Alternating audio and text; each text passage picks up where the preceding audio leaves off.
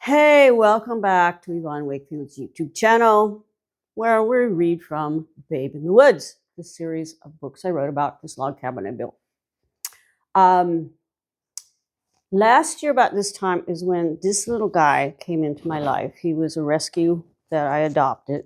He was 2 pounds at that time, and now he's a strapping 8-pound ball of little love chunk.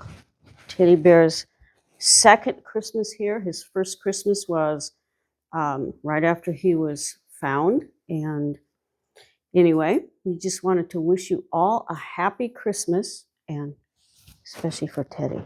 So I'm going to do a quick recap. I don't know if Teddy's going to stay here or not, but we actually have 2 chapters tonight. One chapter is only 1 page, so I'm going to move right on into it. But the recap from chapter 23, kind of clean. The neighbors give me a double barrel burner, which is what I use to heat my water for bathing up at the cabin.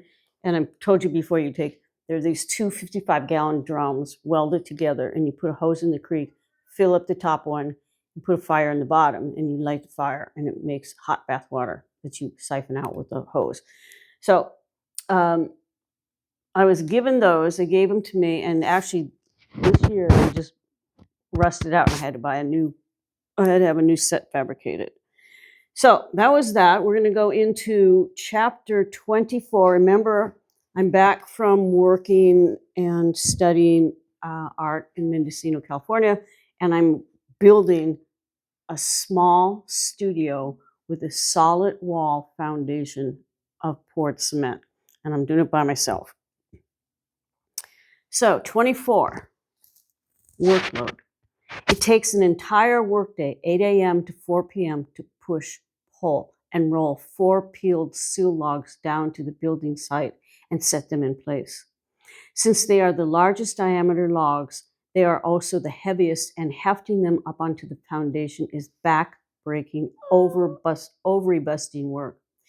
To get hand-drilled holes to fit over rebar shafts cemented into the walls is even more challenging.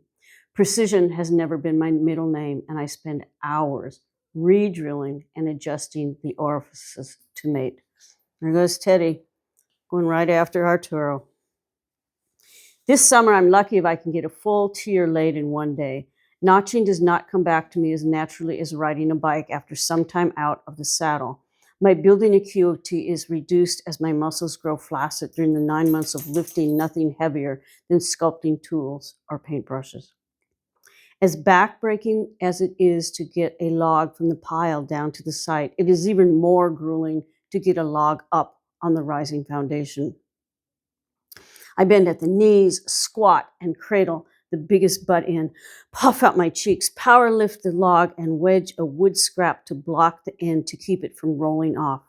Repeat the process on the other end until the log is parallel to the one below. By the end of the workday, my Herlokian feats. I just had some oral surgery, so it's a little bit hard for me to pronunciate some things. Feats help me leave me a quivering sack of meat. My lower spine as flexible as rebar shafts. I sledge every 2 feet to stabilize slowly rising walls. Nor is Jim around to eyeball my mistakes or to tell me how much more or less I have to notch away. Blind ambition guides me until I get each knot to sit right. I mail-ordered a curved adze from a fancy woodworking catalog, thinking it will aid my chiseled refinement, only to discover my only whetstone is flat, so trying to keep it razor sharp is pointless. Besides the echo, remember that's my chainsaw? Besides the echo, that highfalutin adze is one of the few tools I've purchased brand new. Because it was expensive, I feel bound to use it, dull or not. 4 days into July, I'm able to notch only 2 logs because the echo sputters and dies out in the middle of a cut. Then I must climb down from the log I'm straddling, yank it to start, and haul it hand over hand up from the ground on the other end of a green nylon rope. Actually, I still have that green nylon rope. By late afternoon, I'm limp as the rope, grimy as the carburetor. I screw apart to adjust and readjust until the chainsaw is able to sustain a steely breath. That night, while sharpening the adze, I imagined myself at a barbecue, sparklers in hand, revering 4th of July festivities amid a beer guzzling crowd. Instead, I celebrate my independence by staring at a pine cone as it bursts in the fire, heating my wash water. Too worn out to build a fire in the bathhouse, I'll have to make do with the sponging off the pitch blemishing my exterior. The rest of the week is about as fulfilling. On Tuesday, the peavy hook snaps out from the log I've been dogging, rolling over my thighs and thrusting me backward to the ground. On Wednesday, the chainsaw's piping muffler grazes my calf, charring the skin to bacon. On Thursday, while carrying up a raft of fresh split stovewood, fur slivers pierce through my tank top into my breasts. By Friday, July 29th, I blow up like the fireworks. I didn't have to celebrate a nation's declaration. My smoldering frustration enlightens the evergreen environment with red-hot words every time I pull the chainsaw cord. Even after I clean and gap its plug, it only sparks a start, then chokes out after a cut or two. When the echo finally farted out, I ranted on so much that Western Tangeners fled in premature migration in the company of a cold chainsaw. I bawled my brains out. Okay, we're going to go right back into chapter 22, following the next day.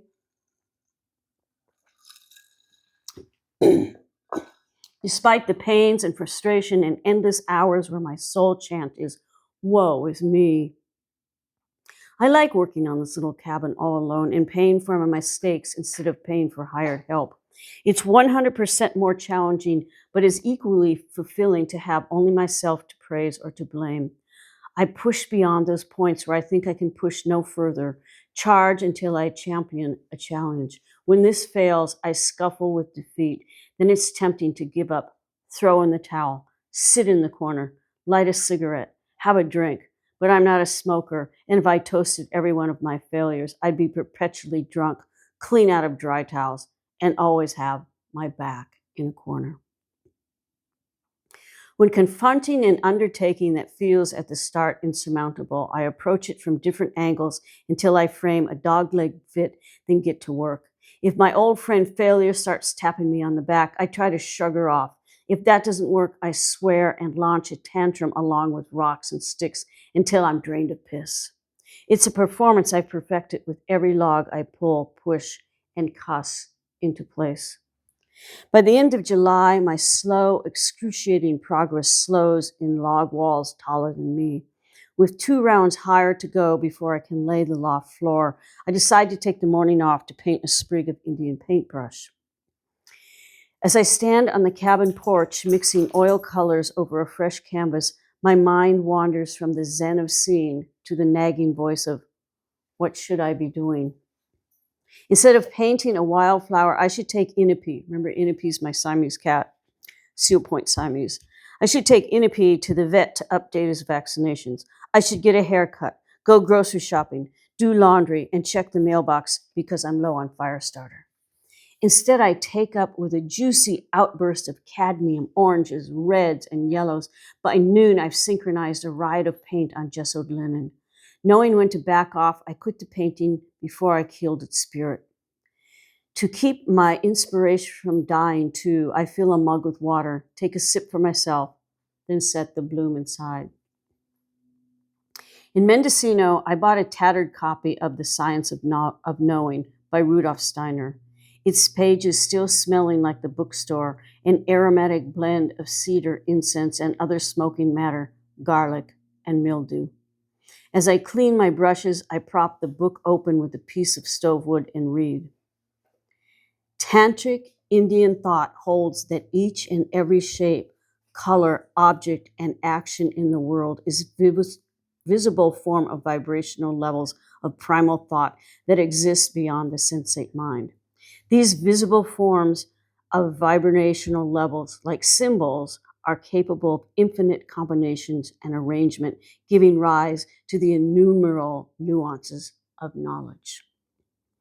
I'd never come across tantric before, but it reminded me of Titanic, though the two words share the phonic form of a fated ship and the last vowel and consonant, their meaning didn't share a similar meaning. If tantric was practiced by the Cayuse, long departed from a meadow where I still find obsidian arrowheads, then that tribe must have left vibrations behind in the wildflowers I pick there, because I feel the Indian paintbrush spring in a tin cup cry out, "I'm wilting." It's a perennial rapport I've developed since the first time I sliced into a tree. I reread the part about vibrational levels with a sinking feeling because I knew that Steiner was talking about. I was on the same wavelength with each stick, stone, pine cone, this mountain's every hailing breath, wary that everything I touch becomes a part of me, cognizant that by immortalizing that sprig of Indian paintbrush on canvas meant I was also crucifying it.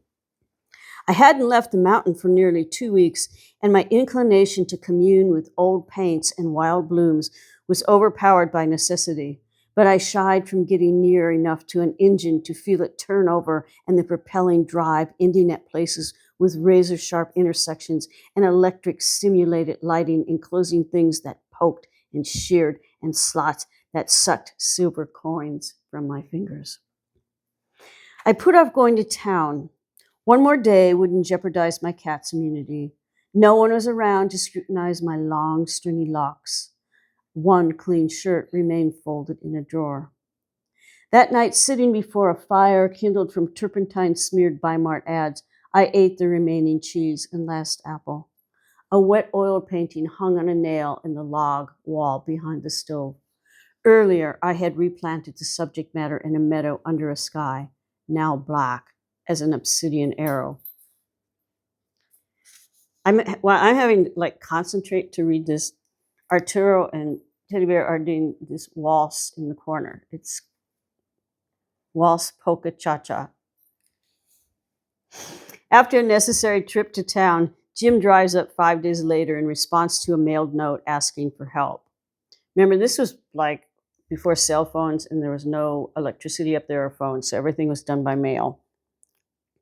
Working in tandem, we erect rustic scaffolding, enabling me to work higher and more safely.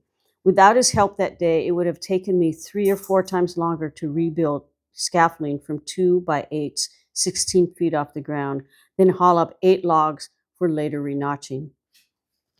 After he has packed up his tools and driven away, there is still enough daylight for me to continue what we started. But I am too tired of notching. Instead, I go down to relax by the creek. Legs spread long, propped up on ashy elbows, I am nearly eye level with a jam of branches and sticks damming the shallow stretch of my bathing pool. Brainless water striders skimming the surface. Swimming bugs didn't bother me, but the snake that poked out of the dam while I was bathing yesterday did. I take off my work boots, walk in the deepest part of the pool. Limb by limb, I bust apart the jam, dam packing, sediment flushing fast downstream. In a flash, the bathing pool flows clear, giving me a pause to worry over how many water bugs I orphaned. Maybe they'd find foster home days later, sheltered in the silty John Day riverbed. After playing Bad Beaver, there's still plenty of daylight left to take a hike with Inupi. He doesn't seem to suffer too notably from his last vaccine. During the process, he twisted out of the vet's hold with the needle still in his hind quarter when he hit the floor. An accident that has added a little giddy-up to his pattering hitch. I slow my pace to account for his. In a high meadow, we stopped to study a weathered deer kill surrounded by lady slippers. Pixie pale purples fringe the pelvis of an ungulate now fertilizing the verdant range it once grazed. When I stretch out to get a worm's eye view of this bony layout, Inupi does too.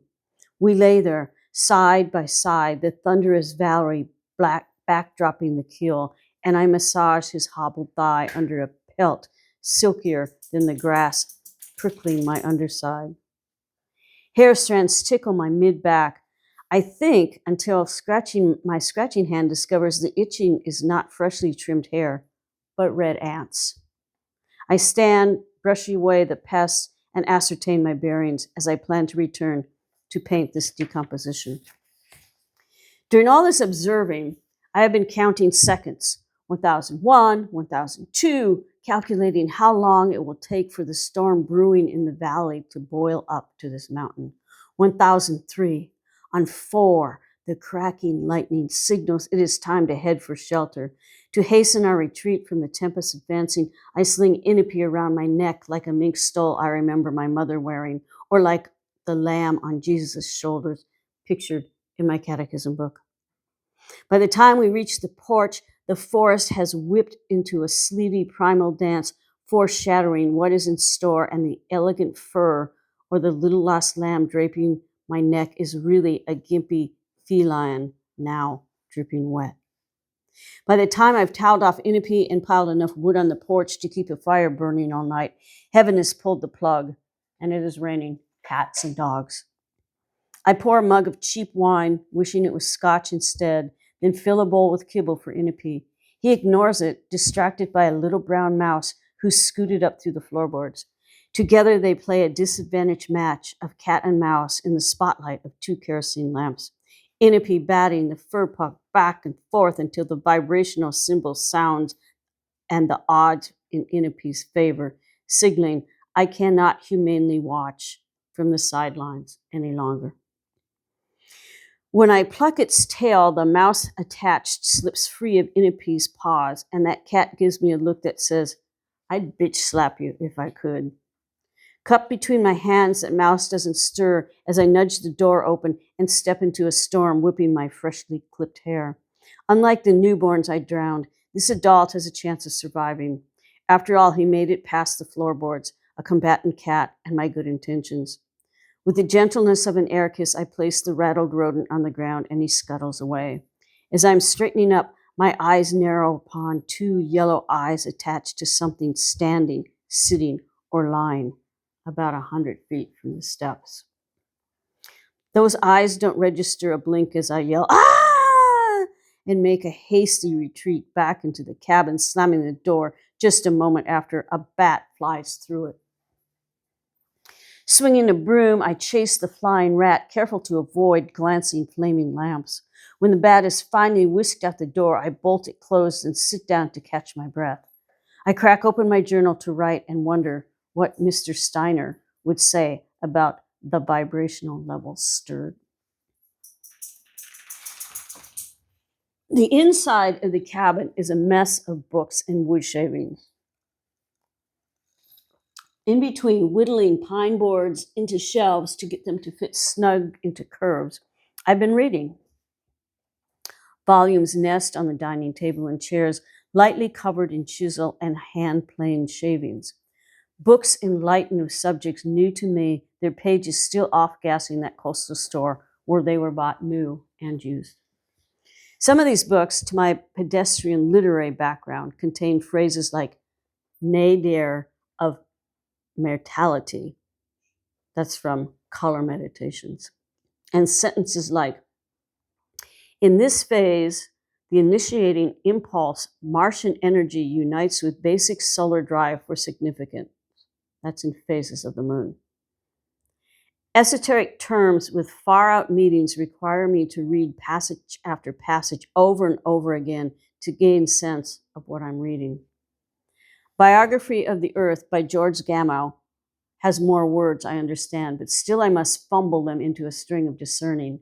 Boning up on astronomy, I hope, will aid my celestial studies of a satellite body I paint in full phase. I now know the moon's distance from Earth is 386,000 kilometers, or 60 radii of Earth. The moon's mass is 81 times smaller than the Earth's. The moon's age is estimated at 4 billion years. The Earth rotates faster than the moon revolves around it, 24 hours against 28 days. The moon's diameter is 3,476 kilometers. I do not know how a kilometer compares to a mile. I do know it is nearly 2 miles away from the cabin, this craggy notch of terracotta rock where I read Gamow. One book, open among others on the dining room table, is all about shapes and their meaning. I sit down beside it and devote 2 pages in my journal to make notes. Circle. A universal symbol of wholeness represents the cycle of the universe, the original source, and the eventual return to the source. The eye follows the circle in 2 different ways, by going from the center towards the circumference, centrifugal movement, by going from the circumference towards the center, centripetal movement. Spiral represents potential center, denoting cosmic forms in motion, is related to lunar animals, water, healing, and ecstasy, a schematic image of evolution of the universe, a classical form symbolizing the orbit of the moon and the serpent. Cone. Cones are the synthesis of all other shapes. Crescent stands for aspects of change and transformation in the world, linked to water as representation of the boat and chalice. Together with the star, it is a symbol of paradise. Egg. Eggs correspond to 0, or the original void source, the origin and the end of all effort, represented by the alchemist's search for the Orphic egg. The egg is also synonymous with the heart as center of the body. Among other volumes lying open, like stepping stones leading me to places I can't imagine, is one book bookmarked with matchsticks and fern leaves, hundreds and thousands, The Journals of an Artist by Emily Carr. Smells papery new because it is a rare splurge, sought directly and not discovered by serendipity. Emily Carr writes about what she paints and the loneliness of living alone in the woods to paint, of an even lonelier loneliness she describes when she is out of her element, the wilderness in which she painted. The only art by Carr I'd seen so far was printed on the jacket cover of her book. It was of old-growth cedar, a composition of conical, spherical, circular arrangements, movement I thrash around with until it is corralled in my own paintings. Reading her journal entries, I feel a kindred spirit kindling between us, even though she's now a spirit herself, as I write in my own, jotting a question mark in the margin beside Orphic egg, because I don't know what one is, but I best if I asked at Chester's. Remember, that's the grocery store? I bet if I asked at Chester's, they could special order a dozen. This is a long chapter, so I have to quench my thirst. Living at the cabin is like living at the bottom of a tree funnel. I am forever looking up to see slivers of the same light that falls abundantly down upon the commodious John Day Valley. I schedule my town trips late afternoon so that on the way I can paint in the golden afternoon glow, or depending on Martian impulses, the full moon, or off a side road named something like Dog, Pine, Indian, or Strawberry Creek. I'll set up the French easel in jaded juniper and sagebrush lands and paint until one or the other light sources fades out, or I've filled my quota of stretched canvases. 2 mornings in a row, I ditch building the studio and drive down to the valley just before sunrise. The light is bluer in the cooler, awakening day. Purpled recumbent shadows anchor dewy plant life. Moisture evaporates in every rising moment until the skillet-hot sunrise glints off killdeers and magpies roasting. In the pre-dawning, I prepare a palette. On the graveled roadside, I rock-jack the French easel legs steady and fasten the canvas. I mix values in accordance with the atmospheric perspectives, mate complementary colors, and set up contrasts. For the next 2 hours, I am a matchmaker of dashes, slashes, bold number 14 brushstrokes, and triple-aught fairy-tipped final touches. A rowdy gash of hooker's green solicits favors from the proper values of cadmium orange, and a stately range of cerulean blue proceeds into a seamlessly blended sky. Whirling dervish brushes bristle and land on canvas sure as Baryshnikov the younger.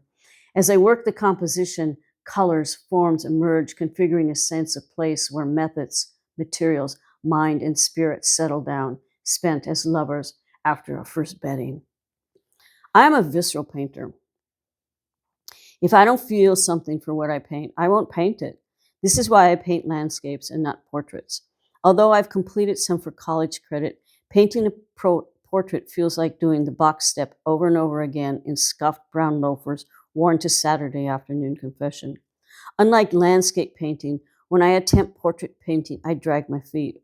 As tentative anatomical features evolve, the muse on my shoulder keeps trying to slap a sense into me in a nature that I do not have. If you do not recognize the true self you see in the mirror every day, do not ask me to paint your portrait. Landscape is different. Painting on this morning, I grab the muse's hand and we repel hill and dale with slapstick antics. We fall down cliff faces, laughing hysterically, and bounce back up impetuous mountainsides after a tumble between valleys bandaged in tangerine and lavender rushings. In this valley light, I am in my element, rendering low-hued rangelands and mountain summits in a primordial outlet contrary to my writing, where conscripted sentences are linear, indelible, black and white, cajoled into ABC meaning. Unlike an artist, there is no room for a writer to fool around. On the second sunrise morning, I take a break, turn my back on the canvas, and almost step on a half-smashed snake. Keeled scales and fine fish bones lace into the gravel shoulder. Despite its grisly posture, the snake retains a dolphin grin cupped towards the sky, diffusing aromas of yesterday's haying. I tow the head until the Pygmalion smile is upturned like a rainbow leached of color and sunrise. Even before I narrow on its tail, it is a rattler. I further conclude squished roadkill is too gross to include in the foreground of a composition of rolling foothills and cotton candy-crowned grasses, and return to the landscape I'd started before this fated reptilian detour. I managed to ignore the snake for a while more, but still cannot shake an interest in its tail. After wedging 2 wet 9 by 12-inch oil canvases snug in the truck bed, I remove a flathead screwdriver in the toolkit. This I decide to use instead of the palette knife. The coast is clear. Mill workers, loggers, and ranch hands have been on the job since before sunrise. Around here, only bankers work banker hours. Still, I look up and down the road because I don't want a drive-by audience when I stab a stick into that snake's busted open belly to be double sure it isn't faking. Flattened by a tire and pecked apart, its midsection provides the only evidence of damage. Maybe a scavenging red-tailed hawk or magpie scared off by the truck that ran over its prey, or the truck killed it first. Either way, the snake was no threat and going nowhere when I severed its party makers. August is ticking away fast. There's too much to do around here to be painting cherry-tipped foothills or fooling around with roadkill. For the last 2 weeks of the hottest month on record, I focus on working on the studio and battening down the hatches. One afternoon, I build a workbench beneath the main cabin window. I handsaw 2x8s on the porch, letting the ends drop to the ground, where I also land after absent-mindedly stepping on a loose board. The 8-foot fall is cushioned by scrap lumber, one shard spearing the supple flesh of my left insole. The skin wrinkles when I tug on the piking that remains proud, despite all my screaming. Rhonda, Glenn, Donna, or Rinda could pull it out, but it is my clutch foot and useless to try compressing a pedal to drive to my neighbors for help. I stay seated in the dust and scrap wood, wiggling that mutant sliver back and forth to loosen it, all the while whimpering like a wounded animal. Hammering a 6-inch spear clear through my foot was one option that would hurt worse than pulling out the piercing inch. Option 2 would require a different hand tool than the hammer by my side. Hobbling under the cabin, I grabbed pliers from the toolbox, then propped my foot on the porch, leaned back, and in 3 gut-wrenching yanks, ripped that piker out. Rich red blood wells out of the hole in my insole, spilling into the dirt and sawdust, making more of a mess than the rattler only 2 days before, guillotine in reverse. Getting speared by a 2x4 was the last straw. I threw in the towel, unscrewed the pint of whiskey on hand for snake bites, poured some over the wound, and poured more into me until the sunset doubled. We've got just a couple more chapters for this, but I want to remind you all these books are available in audiobook, professionally narrated by Kay Webster. When I read it, I stop and throw in little vignettes. And they're available where any books can be found. I probably won't be getting up to the cabin for a while. I was supposed to go this week, the Christmas week of December, but there's a couple feet of snow, and I don't know if I can make it up or back in one piece. So we'll just keep on. Anyway, I got some cacao, and I've been mixing that with my coffee, and it's Guatemala. That's where I got it. I was in Guatemala, and it's actually quite a nice drink for the wintertime. Anyway, hope you enjoyed the reading, and we will see you later. Bye-bye.